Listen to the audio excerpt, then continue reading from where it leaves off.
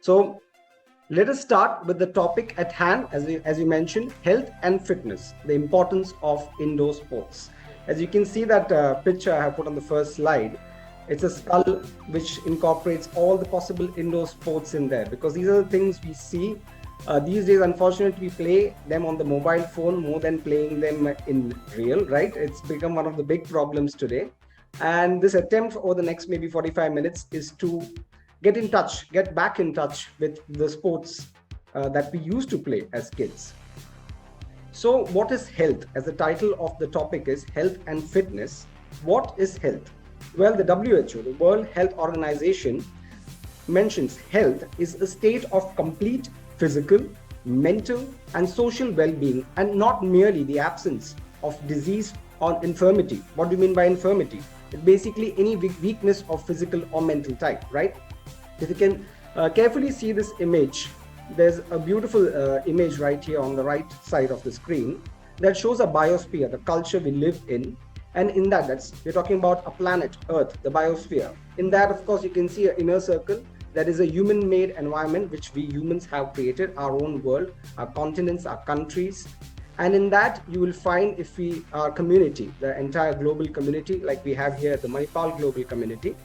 And in the community, you can see our family, whether we count an extended family, a micro family, a nuclear family. And inside that is where we come in, an individual, a human being. And the human being in general, we can say is about three things, right? The body, the mind, and the spirit. For those who are spiritual, and for those who even not, have to acknowledge that the human body is, right? Body, mind, and spirit. And a lot of factors that come into our daily life, as you can see in the picture, right? Work, lifestyle, and self-care system. All of them encompass our definition of health. So when I say health, what do you mean by health? How is the human body represented? Something like this. Well, that's for fun, right? But unfortunately, the human skeleton from 206 bones has been reduced to something like this. We're very brittle compared to what we were 10 to 20 years back, because we're not taking good care of our body. So what is the human body? As you can see, the human body is actually an amazing combination of our vital organs, right? The musculoskeletal system, the cardiovascular system, the nervous system, and that's all of that is right within us. All of that which we know that is within us, but we do little to take care of it. So when I say, as I put that first picture, that graph, that it's about work versus the world. And when I say work versus the world is in general is about our health, right? What is that existence is to live, to have a good life. But work somehow doesn't fit into that picture quite well, because as you can see those two globes there, one is money and one is health. And very seldom you'll find somebody is working in maybe in the health and fitness sector who can say that being healthy pays off. For most of us here, right, we are from different disciplines. Money goes in a different line and health goes in a different line. And trying to balance it, most people would say something like this. It's complicated. I find it very difficult. How do I balance between my work and my personal or health life? Well, I can say in simple words, it's about listening to your mind as well as listening to your heart and finding the right balance between the two, right? So how we go about it? Well, let's break down a human life. Let's say our average lifespan is 60, 70, let's be happy, that's 70 maybe. But rather than saying 60, 70 years from now or in total, let's break it down year by year. Or even simpler, let's break it down month by month. Further, we can break down a month into a week, week by week.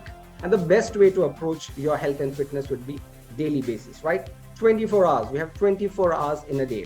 And how would you split your 24 hours? Ever wondered 24 hours? As you can see our pie chart around here with 4 quarters. Well, we can easily split it into 6, 6, and 6. And the fourth 6, I put it as a cross because that's the 6 we fail to utilize on most days. So let's try to understand these 4 quarters of the day. Quarter 1, right, the infographics of the day, as I like to call it, is work, right? Most of us, all of us, we need to work because at the end of the day, we need money, we need a lifestyle, we have a house, we have so many dues to pay. So we need work.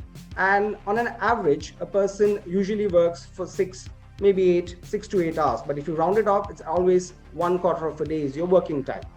In that working time, you have to be dedicated to your work. You don't have a choice. The second quarter of the day, it's always split apart. The work time usually is together, but the second quarter of the day is all your chores for the day and the other activities, right? Having food, you need to have 3-4 meals a day. Some people now are down to even 2 meals a day, but you need to have food. You need to do your daily chores of the house, whether it's your car, whether it's your management. All these things need to be included in the second quarter of the day. Third, and perhaps a very important quarter of the day, is your sleep. Minimum, we always say, a human being, a person should get at least 6 hours of sleep in a day. Never compromise that. However busy you are, you want to find time for other activities, make sure that you have at least 6, if possible 7 or 8, wonderful. Not more than that, it becomes a little lethargic if you sleep 9-10 hours every day. So at least those 3 quarters are occupied. But interestingly, even after taking these 18 hours out, do you realize there's another set of 6 which are usually lost between the 3? Because come on, we wake up, we have office, we have chores, and balancing both of them, we reach to sleep. But if you carefully take out time, perhaps early morning a little bit, in the afternoon if your working hours are flexible, in the evening just before you sleep or after you come from office, there are different time zones in the day where if you actually churn them out, you'll find about 4 to 6 hours every day where you can devote it to yourself. So we talked about health. Let me talk about fitness, which was the other part of the title. Now, is biological fitness the fitness for us? Well, in general, for human life, in biology, in the animal world, the measure of survival ability and the ability to successfully reproduce is considered to be fitness. Possibly for us as well, but more importantly for us as human beings, fitness is, as you can say, physical fitness is the capacity to meet your physical demands of life and do it without fatigue. And there are various aspects to that definition of fitness, but I still find that definition a little bit incomplete. How about this? This sounds more complete, right? The capacity to carry out your everyday activities without excessive fatigue and yet to have sufficient energy to have as a reserve to cope with emergencies and also to enjoy active leisure pursuits. That is the most important thing I've highlighted, right? Even after your entire day, at the end of the day, if there's an emergency, you should have enough fitness in your body to deal with it, right? There is a hospital crisis, there is a natural calamity or any sort of an emergency, or there's a sudden party and they call you up, I have to go. Do you have the energy? Do you have the fitness to resume that even after a long day? And of course, as I said, this 4th quarter of the day, find time to enjoy active leisure pursuits. So that's basically, if you have to put it in a nutshell, right? The fitness can be described, as you can see this on this weighing scale. On the left, you can see food, and on the right, you can see sports or indoor sports. So what is it? It's basically the products that you put in your body, right? And the productivity you get out of your body that eventually results in fitness, right? Now, to understand, before we go into this, to understand how human body is, then only we can understand what we can do with it, especially with indoor sports. So you can see a graph here, a picture about the male and female body. And in general, as you realize, the composition of the human body, about 35 to 45% differing from male to female. Our body is composed of muscles, right? 40%, 35 to 45% muscles. And in our busy schedule, we tend to do nothing about it, except for, of course, walking and doing our daily chores. But apart from that, nothing specifically towards the muscles of our body. Talking about fat, now this is the ideal numbers. 3% in male, 12% in female. That is the essential, bare essential, definitely required. The other, which is a non-essential, which we all ace in, most of us do. 12 and 15 are just for the textbooks, because unfortunately, if you take a measure of the fat, the non-essential fat, it must be 2 folds, 3 folds, 4 folds than what is supposed to be. And of course, there is 10 to 15% of bone weight. Some have it a little bit more, who tend to weigh more despite being thin. And the others would include all your organs, the vital organs of the body. So the first and most important thing, we're familiar with this. We call it the body mass index, right? The BMI. Now, as you can see this graph, and you must be all familiar with it, how the values 18, below 18, 18 to 25, 25 to 30, 30 to 35, and above 35, how we put the categories for men as well as for women: underweight, normal, overweight, obese, extremely obese. And it's very simple how to measure BMI. You can always find it on the internet, different calculators, but let's put our brains a little bit to work, right? So BMI is basically your weight in kilograms divided by your height in meters. Height in meters, this is one scale of measurement. And if you put that right now, you must be knowing that's my weight, this is my height. Just take a calculator, and I want all of you to just check your BMI right now. And you will, I'm just assuming most of us will get it between 18 and 30, right? And some of us might be still over 30. In general population, in the working class, you'll find them somewhere bottled between overweight and obese. And that's okay as long as you're feeling fine. So that's one thing I want to do right now. Please measure BMI. Always remember it's a very basic formula. That's how you do your body mass index. But the next important thing, which many are not aware and we need to be aware, is we call the BFP. That is the body fat percentage. Now, body fat percentage, as you can see a graph here, a picture, a tabular form that represents body fat in different age groups: 20 to 40, 40 to 60, 60 to 80. Low is always somewhere 8 to 13%, as you can see. Healthy starts from 10 up to 20, 25%, 25 even bodily about 30. Then overweight goes up to 30, 35 and more, and obese is always more than 30. Almost same as in BMI is your body fat percentage. Between men and women, there is an essential difference, so you cannot generalize. Women tend to have more, as we studied in the previous picture, more essential fat in the body because of their body anatomy.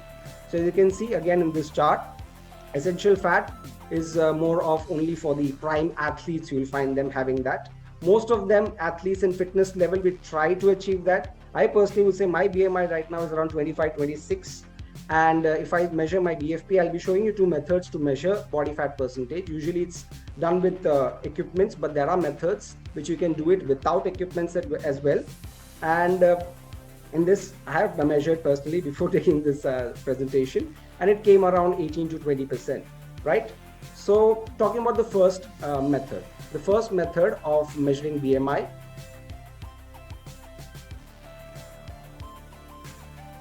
So as you can see, it's just mathematics. First, you need to know the BMI value to measure the body fat percentage. And in men and women, there's a slight difference in calculation. As you can see, it is 1.20. You can take a photo of this and try it today, because immediately, if you're quick, you can try it right now. 1.20 into your BMI value. Then another bracket, you can see 0.23 into your age, and an addition of that value minus 16.2 for men and 5.4 for women, and that will give you your body fat percentage. This value you can correlate on the table, and you can get a picture of your body. Of course, we all know there is stubborn fat here and there in the body, but exactly how much we can measure with this formula. A second method, as you can see here, it's called the caliper test. In simple words, it's a pinch test. Usually you have a caliper device. Nowadays we have caliper device with integrated digital meter. You just pinch it once on the body fat and you'll get the value immediately. But of course, I'm not here to recommend you to buy one.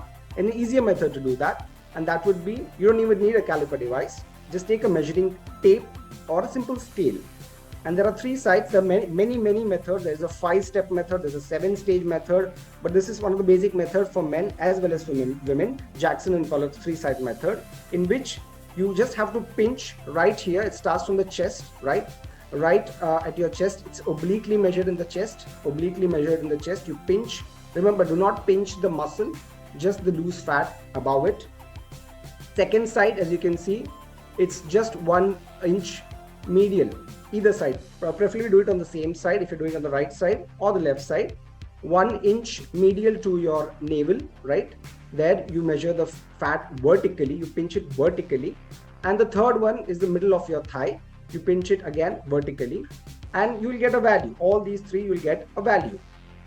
And this is how you do it. As you can see, a simple pinch, take a tape and measure it. And then the three values, you have to add them up. And those values, again, we have a table, and on that table, you just have to see the total in millimeters. in millimeters. For example, you got 1 on your chest, you got 2 on your abdomen, and you got 1 in your thigh, so that's 4 centimeters or 40 millimeters. In case of women, you can correlate. 40 would be 25% body fat, and for men 40 would be around 20% body fat. As I said, women tend to have more essential body fat, so that's why the values are different. Okay, so that's one easy way of 2 methods that I've shown you. This one is even simpler, right? No mathematics, you just have to take the numbers and just correlate them with your table here.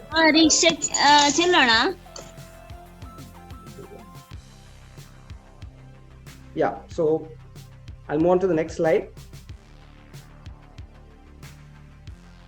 So what has been our step in human evolution? This has been the picture we always put in our books, right? From the apes, we have evolved to a machine, a human form that we say. Unfortunately, that's not been the case over the last 20, 30 years, with so much of work, so much of other distractions, the digital era coming in, 5G network and internet, Wi-Fi. So what has happened, we are always busy, we are always running. 24 hours are not enough, 7 days are not enough, a month is not enough. We never find time for what we need to do for our body. So the human evolution has become more of a revolution. As you can see in this picture, right, this is exactly, we've gone a little bit in reverse. Right now, most of us are sitting like this for an online class. And many have a work profile where we are stuck with a computer or a laptop for 6, 8, 10, 12 hours a day. And we end up having back problem, neck problem, because we do not find time to relax and find time for sports. And of course, that picture is because of our beautiful diet habits that we have today. Too much of junk, very little of nutrition has resulted for many of us to go in that direction. So what does an ideal day, 24 hours, as I said, important, most important, just narrow it down to 24 hours in a day. So this is how your ideal day should be, right? And the things I need to really highlight in this table is 1, right? Find time to do exercise, find time to walk, run, and we're talking about it in the upcoming slides. Find time, that's just annotation for drinking healthy, eating healthy. And last but not the least, leisure activity. Not necessarily you need to have a pet, but find time for leisure activities in your daily routine. So, as we can say, sports, what do you mean by sports? I would say the Fantastic Four, you can divide it into 4 categories. 1 is outdoor sports. We all know outdoor sports. At some point of our lives, we have played outdoor sports. I hope some of them, or most of them, are still finding time at least once a week to play outdoor sports. Second, and that would be indoor sports, right? Next, physical development sports. And lastly, but not the least, the mental development sports. Now, if I have to put it together, it's actually just 2 categories, outdoor and indoor, because indoor, physical, mental, they all are actually indoor sports. Now, some recommendations before we get into different types of indoor sports.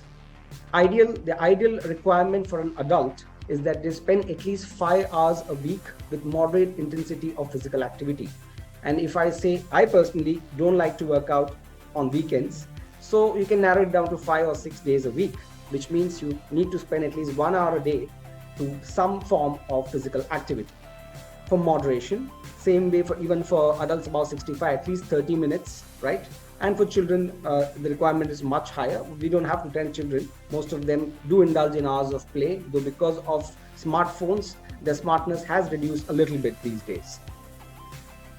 Now, according to research by the Australian Institute of Health, as you can see, most of the people now are more prone to a sedentary life. They're happy. And why? Why aren't people active? Well, they came to a conclusion. 1, as we've been saying all this while, we do not have enough time. Unfortunately, as I pointed out, we have time, we just haven't sorted that time out.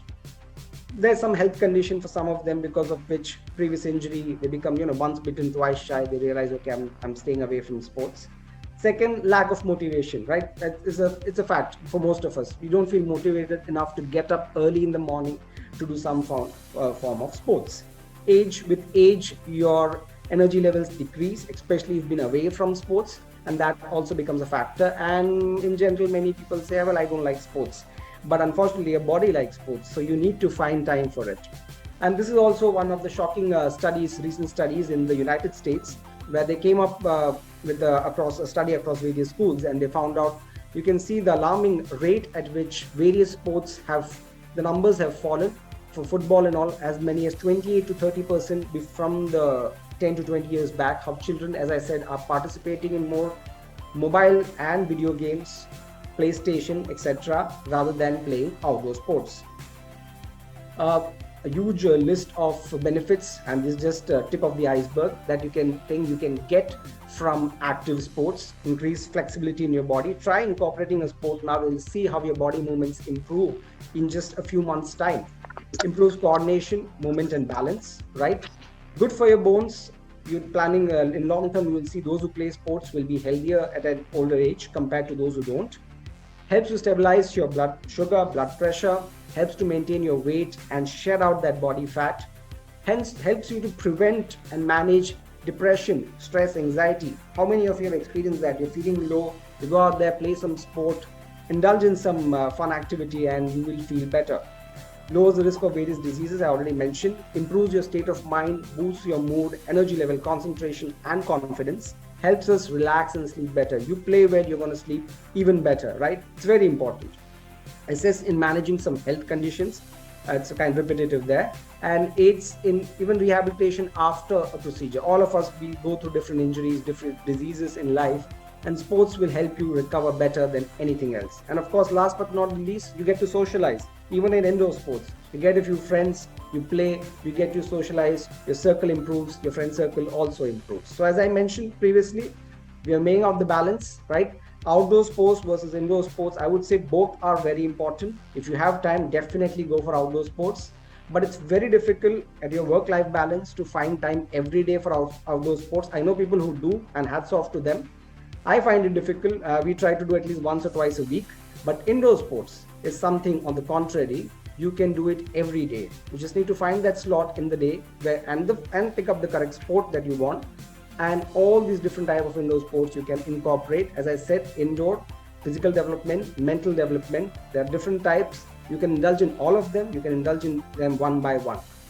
So I'll just talk about few sports. There's a huge list if you have to go about it. Few I felt are very important to share, right? Indoor sports first, and important, you can see three important figures to the left who have become a benchmark in India for badminton. That's Sindhu, Saina Nehwal, and Shrikant. Three of them who have been at the pinnacle in the world of badminton. And they actually, in the last 10 years, have pushed a lot of children to take up badminton again as a sport, which is a very good thing. Now, what's the thing about badminton? First thing we say, it's an indoor sport. Yes. How do you categorize indoor sports? Well, indoor sports is something you play inside a closed space. Well, in today, with the turf method coming in, cricket, football, everything has kind of become indoor. But for me, the definition of indoor sport is something you don't have to leave your house. You can do it in the premises of your apartment, in your house, just outside your parking lot. And that's the advantage with badminton. If you want to play it professionally, definitely you need a turf, you need the net, you need all those lines, markings and everything. But if you just want to play it to get as I recommend, at least half an hour to 60 minutes per day, that's the minimum time you need to play a sport like badminton. All you need is a shuttlecock and 2 rackets, and of course a partner. And you don't need a net in between. You can just start playing. You start playing badminton today, in about 30 minutes each day, you'll start your body sweating like never before. As you can see, the most important thing, many prime, you can see actors and athletes, they have resorted to badminton to remove excessive fat, to tone their muscles, so it helps in diminishing weight. Improves your speed and agility. For those who have played badminton, they will know how well it improves your speed and agility. Heart pumping, your heart starts functioning properly. It is, I would say it's not a cure for hypertension, but it can definitely lower your blood pressure, which is a good thing, right? Intensifies your muscle tone, right? Improves social interaction, helps in slumping diabetes. It's been proven clinically. Mobility level surges for the body, and helps in better sleep. And it will not prevent death, but you can definitely prolong life by playing sports like badminton for a long period of time, right? So that's the ups. The downs, as I mentioned, the only down is that you need to buy a pair of few shuttlecocks and a pair of racket, and you're good to go. This, how many can identify this sport, right? It's called squash. And in squash, as you can see, it is almost like lawn tennis, a little bit resembles badminton as well, but it is a lot more physically demanding, right? It is a very intense sport. For those who play it, they know it better, right? And one of the drawbacks you can say is you need this room, but that's again what I'm trying to say. This indoor sport is something you can create on your own. You don't need a squash court if you really want to play this sport, at least to get started at the beginner level. All you need is a squash ball and again 2 rackets, and these with that and a partner. And the best part is you can actually play it alone as well. You just need a confined space, a room, a wall to play against, and you can start playing squash and you'll realize how well this sport is. I personally have tried it a couple of times, and this sport is really physically demanding. As you can see, it will really help you build your stamina. One of the things we need in our day-to-day routine, because of a sedentary lifestyle, stamina is something we all lack from what we had 5 years back, from what we had 10 years back. And playing a sport like squash will really help you improve your social skills, your fitness level, your concentration, and your self-confidence. So just a layout of how the court looks like for those who want to play it professionally and know all the rules. It's a wonderful sport. As I said, it's almost like lawn tennis, but it's been cut into half, and the half court, the 2 players play back and forth, starting from their serving corners. And ideal recommended time for always a sport like this is anywhere between 30 to 45 minutes. Trust me, you'll tire out in 30 minutes compared to badminton, where you may be able to prolong yourself up to an hour. This sport will take a lot more energy, and that's the good part. You will burn more fat, you will gain more stamina. So those are the ups I mentioned. As I said, the down, if you want to play it professionally, you need to find a place in your surroundings that has a facility like this. And I don't know about Malaysia and Dubai, but in India, it's still not found in most towns. So that's one of the drawbacks. And of course, this is a sport most of us are familiar with, right? The ping pong or the table tennis. Now, this sport again resembles tennis, but as the name suggests, it shifts the entire tennis onto a table. So I personally don't play this sport very well, but I played it many times. And I know that this sport can get very physically demanding and that it is very, very addictive. I've known friends who play for hours. You go there, you're not coming back. Unlike badminton, you may come back in an hour. You're not coming back for 2-3 hours because this sport is very addictive. But of course, we don't have so much time. But main thing, if you have a table tennis table around you that you can access, try incorporating this into your daily routine. You will burn calories. You won't realize this because the amount of movement you have to go back and forth to play this sport. You have a good partner. Of course, it's difficult. The skill, it takes time to master it, but it's fun once you get a hang of it. This sport can really help you quicken your reflex. One of the most beautiful things that this sport can do is improve your hand-eye coordination, which helps you in driving, which helps you in many day-to-day activities. Your hand-eye coordination, it keeps your brain sharp. You need to be very, very attentive, very, very active while playing ping pong. And in turn, it will always help you elevate your mental health. So those are many ups from playing this sport. As I said, the only down is there is no jugaad, as we call it. You cannot play it without a table. You need a table, you need a net, you need the table tennis apparatus, the set to play this sport. So the main 3 sports I like to talk about in indoor sports. As I said, basketball, it's an outdoor as well as an indoor sport. Volleyball, again, it's an outdoor as well as an indoor sport. But these 3 sports, which I mentioned, you need one alone or you can play with 2 people. Other sports are team sports. So again, that liability comes in. If you cannot find 5 to 6, 10 people, you cannot play basketball or volleyball, right? So the advantage of these sports is you're not dependent on others. And a squash and all, as I said, you can even play it alone. Even ping pong, you can play it alone. You bend the table and you can play at half table. So that's one of the advantages with these sports. Now, moving away from that, we'll come to the physical development, which is more tenuous. It requires more effort. As you can see the 3 pictures here, that is your swimming, your cycling, and your running, right? What we call them, they are your cardiovascular endurance sports. And these 3 together start with very basic. The basic of this would be walking, right? So let's talk about that. Let's get out of our comfort zone. I'm sure most of us spend some time walking, not because we want to, but because part of our job, part of our transit every day is maybe you have to walk to a bus stop, or to walk to the railway station, you have to walk from here to there. A little bit of walking is always there in our life, but we have to take it to the next level. And that's what here I'm to talk about, that getting out of your comfort zone is only where you'll see growth in your body. And when I say growth, it's about shedding that fat, getting more fitter, getting better BMI, getting better body fat percentage. So what does running or jogging incorporate? It incorporates every sector of your life, every part of your body. Understandably, right? Your entire body is in motion. Unlike walking, which is like a static motion, when you run, it requires a lot of energy. For those who walk 30 minutes a day, try running 10 minutes, you'll find it difficult because that's the amount of energy you need to run. So one of the big difference between walking and running is sweating, right? Most of us, when we walk, we do not sweat so easily. But when we run, I think everybody sweats like within seconds, within minutes. Because what is sweat? It is basically your body fat crying, it's shedding it out. So as I say, no goal was ever met without a little bit of sweat. So that, and make that a lot, because a little won't do. You really have to burn it all out. So some motivational quotes to cheer you up, because remember, nobody ever drowned in his or her own sweat. So what is the anatomy of walking, right? A lot of benefits you can see all around it. It boosts your endorphins, very, very important in reducing stress, tension, anger. Most of the time we say that when we are stressed out, just go take a stroll, take a walk, relax yourself, builds your bone mass, limits, yes, walking always helps, has reduced, doctors recommended to limit sickness, work out for your arms and legs, right? And many other, improves balance of the body, improves blood pressure, heart health. And what are the types of walking? Have thought there are types of walking? Yes, there are many. I've just mentioned 4. Actually, if you look it up on different articles of walking, there are at least 10 to 12 types of walking. But I mentioned the 4 that I feel are very important. First is, which we all knowingly or unknowingly are doing, and that is a stroll. We take a stroll, right? We take a stroll for work. We take a stroll on weekends when we are free. That is your normal stroll walking. It's good. Definitely do not stop doing that, but take it to the next level. The chi walking. The chi walking is actually a proven science where they indulge more and more parts of your body. You walk with a good posture. You walk with engaging your core muscles. We never tend to do that. We never think of anything else while walking. Relax our peripheries and joints of the body, and that is indulging your entire body is called chi walking. You can look it up on the internet. There are a lot of videos, tutorials of how to do chi walking.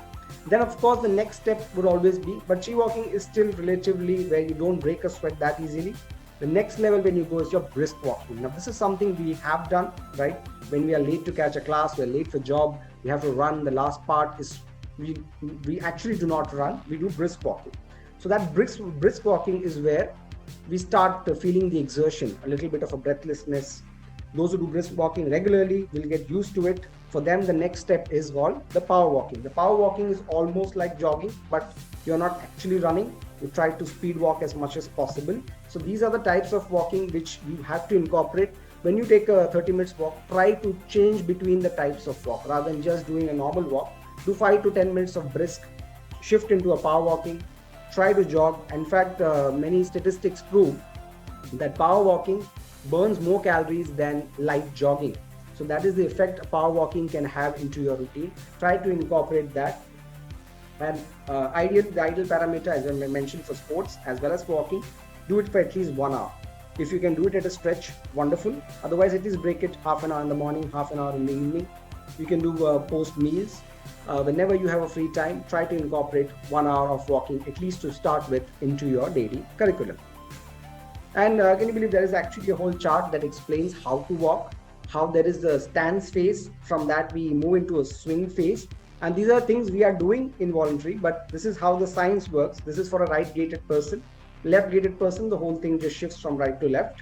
As you can see, when you start walking, the early stroll, we just walking, your hands are at rest.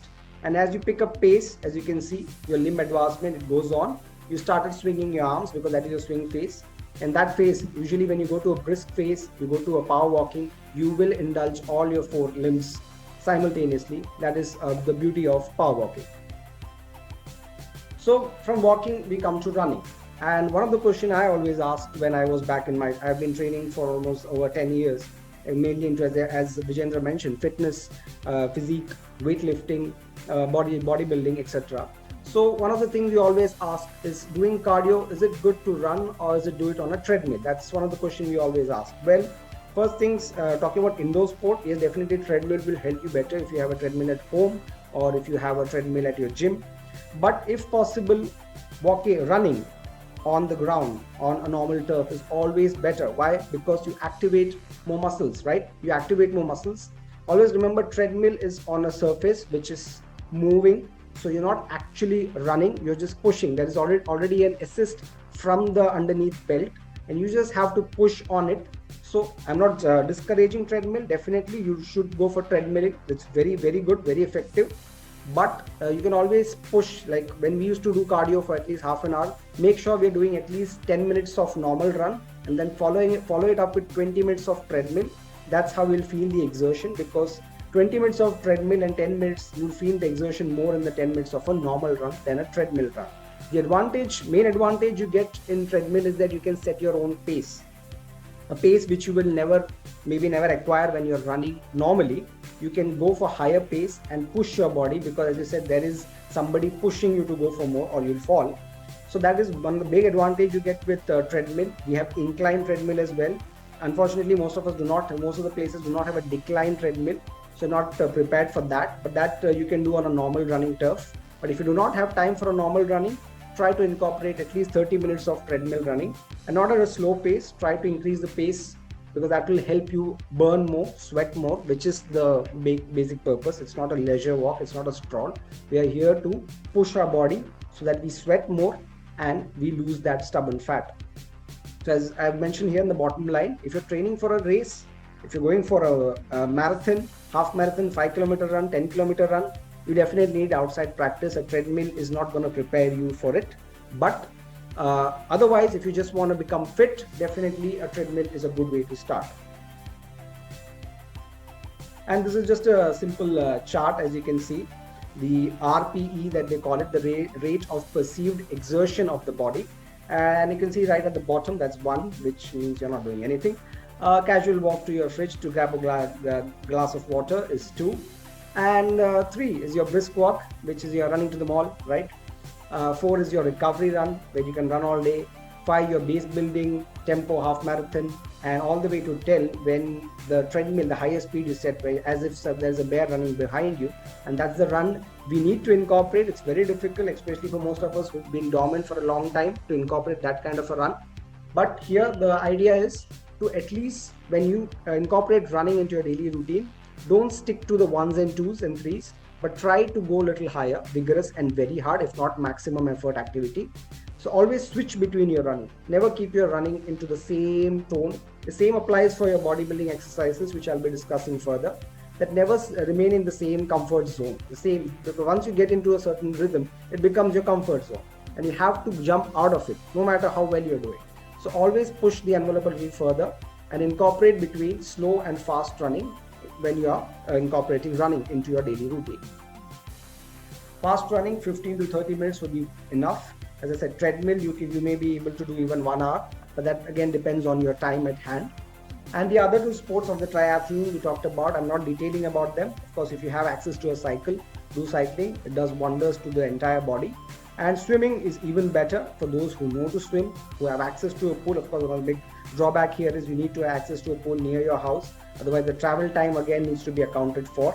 So those are the 2 things that you can incorporate. As you can see, a human body on an average needs about 2,000 to 2,500 calories of intake. But if you just take a tab of the food you're eating, you'll be surprised that most of them we are exceeding it. So that's why we need to burn. And there are various picture. This picture shows the value of fat burned in different exercises. Even sleeping, you burn some calories. But walking, you can see up to 200. Bicycle, 350 to 400. Skipping, that's also a very good exercise, up to 400, 450. This is an average for 30 minutes. And running and swimming, as you can see, almost you can burn 500 calories every half an hour. Now, after those activities, there's one recent thing that is pretty much there, and most of you might have heard, might have done it, and that we call it the Zumba, right? The Zumba fitness. Now, those who already knew about aerobics, you can say it's a more fancy form of aerobics, which incorporates a little bit of a dance beats, because most of us are into movies. So what they have done is they've taken something that we like and they've incorporated with aerobics, and there we have it, Zumba, right? So those who have not done it, the uninitiated ones, I would like to say Zumba is one amazing way of burning fat. There's just few channels I'll be sharing here. I won't detail much about Zumba, but the thing is, just try it once. You go to YouTube, you go to any of the Zumba websites, you will find many videos. YouTube is full of videos of Zumba now because many people are apparently into it.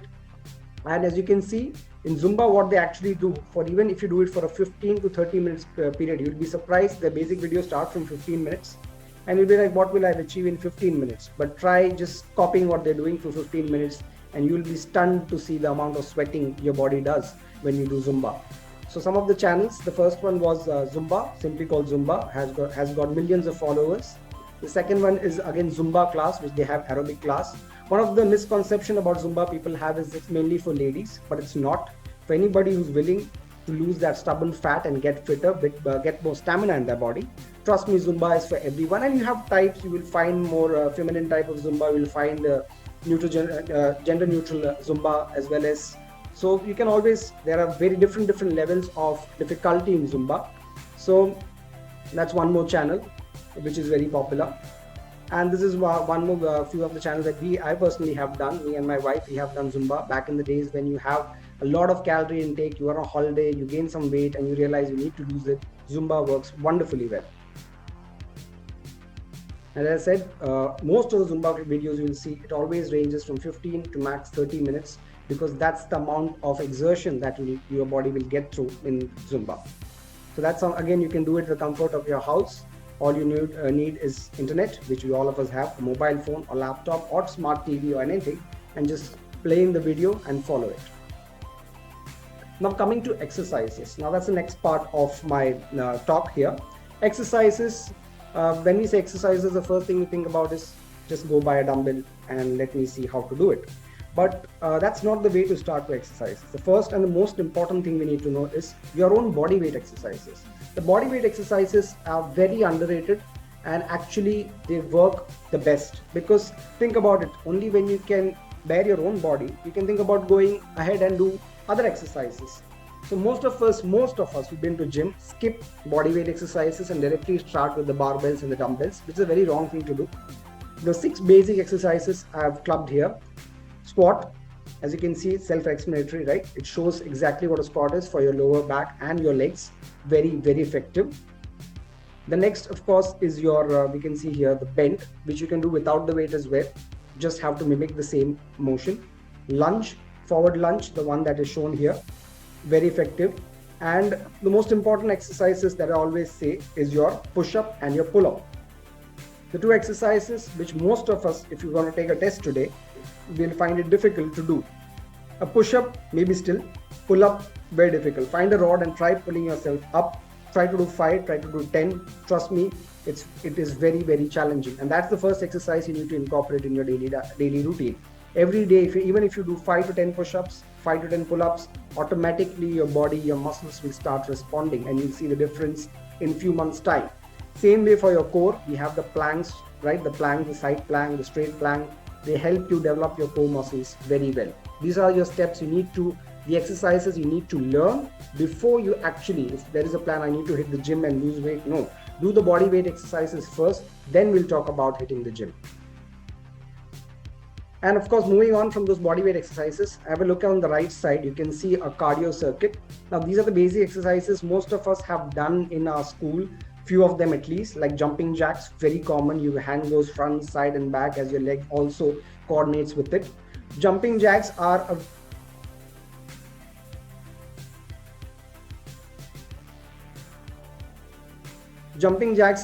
again very effective exercises. Likewise, you can see the various exercises mentioned here, squats, burpees, etc. And the next part I'll always like to mention before jumping into weights are those resistant bands. Some of them must have seen it. As you can see, these resistant bands, they account, you won't believe me, but especially during lockdown and all, where those people who are addicted to gyms realize that what a resistant band can do. And in that much time, with just a set of resistant bands, you can work out for your entire body. Just every part, whether it's biceps, whether it's triceps, whether it's your legs, chest, every part there is an exercise. Just buy a set, it barely costs 500 to 600 Indian rupee. And with that, you can do a whole set of exercises. And of course, this is just a guide I've given for different sort of exercises that you can incorporate if you are going to a gym, right? Different body muscle groups. You talk about chest, triceps, back, your shoulder and your biceps and tries. The ideal way, of course, would be target one group each day, split it into 5 days, and incorporate at least 30 to 45 minutes for each specific muscle group. A most important thing to remember while doing that don't just focus on the concentric, as you can see here, not just the concentric motion, give equal importance to the eccentric motion of your muscle, because that is where you attain maximum growth of your body muscle. Just a list of various exercises. As we informed, we are a little short on time, so I'd like to run through it. Again, a set of exercises to show. A few channels I'd like to recommend before we wind up. This is one of my personal favorite. He is a very known fitness trainer, Athlean-X, Jeff Cavalier. He shows some amazing set of exercises, and not just exercises. He puts the science back into the training, explains how the body muscle will work during each set of exercise. Various other recommendations for men as well as for women, even Pilates. You can see Blogilates, many exercises recommended. Please use your YouTube to serve these things and follow it in your life rather than just doing empty browsing on your phone. Likewise, as I mentioned previously, mind exercise, mind sharpening sports, whether it's Sudoku, whether it's your crossword puzzle, definitely there's chess, and there is Rubik's Cube for those who know, really helps you sharpen your hand-eye coordination and your memory testing skills as well. Meditation and yoga, very important. Just not just about, as I mentioned earlier, not your body, mind, and as a soul. So meditation and yoga for mindful practice. For our Indians, we have asana. Some of them are challenging, some of them are easy. It's very good to incorporate them into your routine. Surya Namaskar, and of course pranayama. Look it up on the internet. It's a wonderful way of controlling your breathing. Pranayama, there are different types of pranayama. Try to spend 5-10 minutes for meditation every day. I personally do at least 10 minutes a day. And this part is about, as I said, this talk was more related to indoor sports. But at the same time, you have to make sure that you have good food to back it. Because let's face it, it's not just about what you put in, it's not just about exercise, but it's about what you put in the body. So to sum it up, we can say that right now, if I have to analyze the crowd we have here, we can be easily broadly put into 4 groups, right? Number 1 would be plus and plus, our basic mathematics, that I was always into fitness and I'm still doing it. Wonderful, keep it up, keep improving. Second one would be, well, I have never done exercises and I'm lazy to even move. Those are the ones that really need to change today. Next one, of course, I used to be an athlete back in school, college, but now it's just a distant memory for me. And last but not least, I've stayed too dormant, but now I'm thinking of taking some baby steps so that I can change my body. Well, for all of them, I have a simple message, that is that obesity is something, it is partly genetic, but mostly because of our diet problem, right? And these addictions which have made us food and mobile. Same way, you can see that good habits are something which we lack because of our hectic work routine. So incorporate that 1 good hour in your day and use that fourth quarter of the day to make sure that from the journey, most of them who have a difficult journey here, I'm not saying everybody should have 6 packs or 8 packs, but try to get lean, try to be fitter. Your body will respond better, because at the end it's 70% diet and 30% of your workout and regime. This is just a guideline for the various calorie intake we need to have each day, right? And various applications that help you in the same process. So get out of your comfort zone and incorporate a sport today, because this is just a picture. I like to show how I used to work out back then, and this picture down here is just an example that bad days, you have bad food, you go on, but you make sure that you get back to shape, because determination can never be curbed by adversities. So to conclude, sports improves holistically your body. Make sure that you incorporate one sport today, starting today. That's my message. And this Vijendra had previously mentioned, I also have written a book. So there's just a link to that. Thank you so much, Manipal Global, for being a wonderful audience. And I hope you take away something positive today.